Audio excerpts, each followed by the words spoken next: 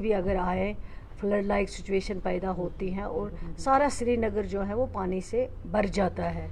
तो ये सब चीज़ों का जो है सलूशन निकालना है, उनके लिए प्रोजेक्ट बनाने हैं, उस पे काम करना है। और जो हमारे हॉस्पिटल्स हैं, उन हॉस्पिटल्स के लिए जो रोड्स जाते हैं वो रोड्स पेशेंटों को आसानी से वहाँ तक पहुँचा पाए, ट्रैफिक जैम में कहीं ना फंसें जिसकी वजह से खुदा न खास्ता किसी पेशेंट की डेथ हो जाए। ये सारे इंपॉर्टेंट चीज़ें थी जिसके ऊपर डिस्कशन हुआ। जो ऑनरेबल एमएलएज ने वर्क्स आइडेंटिफाई किए हैं, उन वर्क्स पे इमीडिएटली काम होना चाहिए।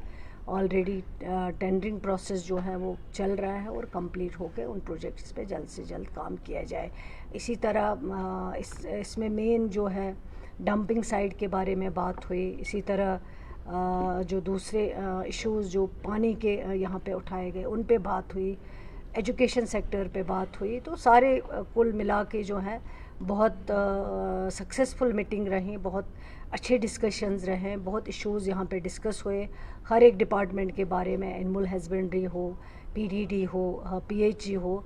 तो इंशाल्लाह मुझे उम्मीद है जो यहाँ पे डिस्कशन हुए, जो यहाँ पे डायरेक्शन गए, उन डायरेक्शंस को इम्प्लीमेंट किया जाएगा जल्दी। और नीचे जो लोग उनसे उन ना इम्प्लीमेंटेशन की वजह से सफ़र होते हैं, इम्प्लीमेंट होने के बाद यहाँ के लोगों को जो है, श्रीनगर सिटी के लोग जो हैं, डिस्ट्रिक्ट के लोग हैं, उनको इससे फ़ायदा मिल सके। शुक्रिया। रिसेंटली जो वैकेंसीज यहाँ पर हेल्थ डिपार्टमेंट में देखी गई थी, क्या ये हो सकता है कि एनएचएम मुलाजमों ने काफ़ी ज़्यादा खदमात यहाँ पर अंजाम दी है, उनके ज़रिए वो फिलअप की जाएगी वो वैकेंसी? ये डिस्ट्रिक्ट डेवलपमेंट बोर्ड मीटिंग के बारे में, रिव्यू के बारे में बात हो रही है। जहाँ तक एनएचएम डॉक्टर्स की बात है, आप उनके लिए मैंने पहले भी कहा है, आज भी कहूँगी, एनएचएम के जो डॉक्टर्स हैं वो गवर्नमेंट ऑफ इंडिया की स्कीम है। उनका जो ऑनरेरियम आता है वो वहाँ से आता है, पूरे हिंदुस्तान में हर रियासत को जाता है। इसी तरह जम्मू कश्मीर के एम्प्लॉइज़ जो एनएचएम में काम करते हैं, डॉक्टर्स हो या और कोई एम्प्लॉय हैं, उनके लिए भी आता है। अगर वहाँ पे कोई डिसीजन होगा, हमने कई बार उनको लिखा है, काम बहुत करते हैं, इनकी बहुत ज़रूरत है, इनका जो ये पे ले रहे हैं अभी कम है, उसको बढ़ाना चाहिए। हमारी हेल्थ डिपार्टमेंट की तरफ से ऑलरेडी प्रपोज़ल गया है, हमारी रिकमेंडेशन उसमें आई हैं कि बढ़ाना चाहिए, लेकिन अभी तक कोई डिसीजन वहाँ पे नहीं हुआ है। जो डिसीजन होना है वो वहाँ से होना है। तो अब विंटर सेशन भी शुरू हो रहा है, तो क्या स्कूल टाइमिंग में हम चेंज देखते हैं, क्योंकि बच्चे सुबह 8:30 ही स्कूल जाते हैं? देखिए, ये कोई नई बात नहीं है। जब भी समर आता है तो टाइमिंग में चेंज हो जाती हैं। जब भी विंटर आता है, क्योंकि ठंडा मौसम होता है, तो उसमें नेचुरली जो है चेंज हो ही जाती है टाइमिंग में, वो कोई नई बात नहीं है। लेकिन अभी फ़िलहाल गर्मी थी यहाँ पे, आगे जाके जो ही लगेगा कि बच्चों को ज़रूरत है टाइमिंग चेंज करने की, वो भी हो जाएगा। मैम, आपने सिलेबस का बोला था कि बात करेंगे, इलेक्शन होगी उसमें, तो हाँ, सिलेबस देखें, इस बार बहुत सारे जो है पढ़ाई काफ़ी हद तक सफ़र हुई है। क्योंकि आप अगर बात करेंगे, पहले वार लाइक सिचुएशन हुई हैं, उसमें भी कुछ छुट्टियां लेनी पड़ी। उसके बाद गर्मी काफ़ी हद तक रही हैं, जिसकी वजह से और छुट्टियां देनी पड़ी। अब फिर उसके बाद फ्लड लाइक सिचुएशन जो हुई है, उसमें भी काफ़ी हद तक फिर स्कूल्स को बंद करना पड़ा। आप जम्मू की बात देखें, वहाँ तो अभी भी कुछ स्कूल्स हैं जिनमें काम चल रहा है, जिनको ठीक किया जा रहा है। इसी तरह कश्मीर में भी कुछ हमारे काफ़ी स्कूल्स हैं जिनमें पानी चला गया था। तो बच्चों को ओवरऑल जो है देखते हैं हम कि सिलेबस में काफ़ी ज़्यादा पढ़ाई में नुकसान हुआ है। अब डिपार्टमेंट इस पर सोच रहा है कि क्या करना चाहिए, और जो भी डिपार्टमेंट फैसला करेगा वो बच्चों की पढ़ाई को लेकर किया जाएगा, और बच्चों को किस चीज़ से हम जो है पढ़ाई में मदद कर सकते हैं, और उसमें आम लोगों से भी सजेशंस जो हैं हम ले रहे हैं।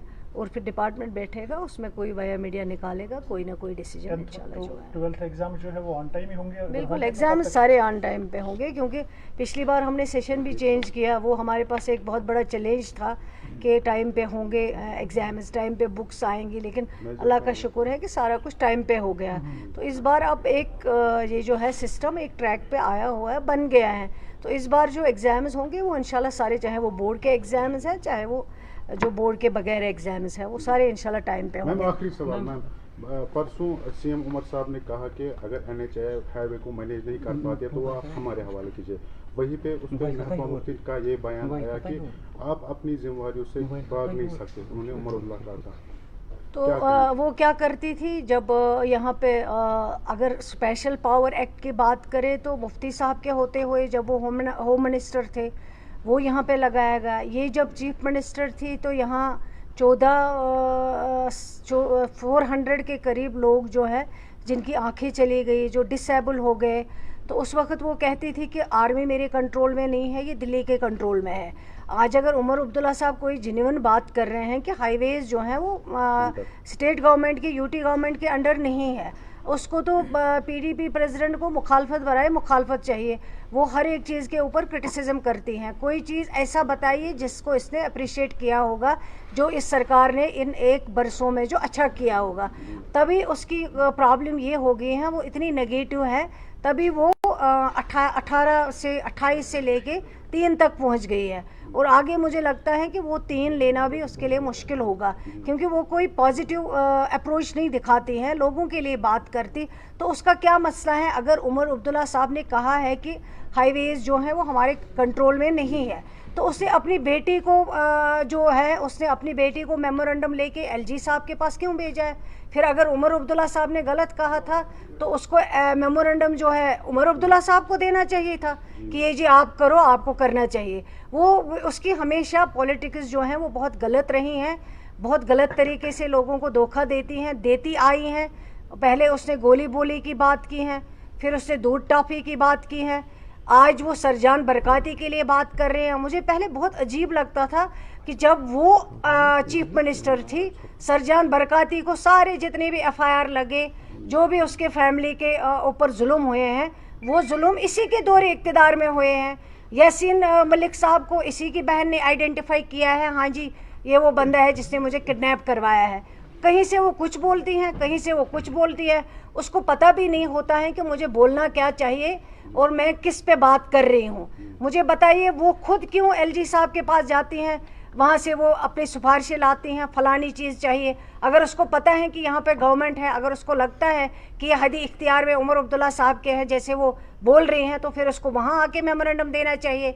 तो ये सारी चीज़ें जो हैं खुद कंट्राडिक्ट कर रही हैं अपने चीज़ों को, अपने बयानों को। उमर अब्दुल्ला साहब ने सही बात कही है, हाईवेज़ हमारे अंडर नहीं है।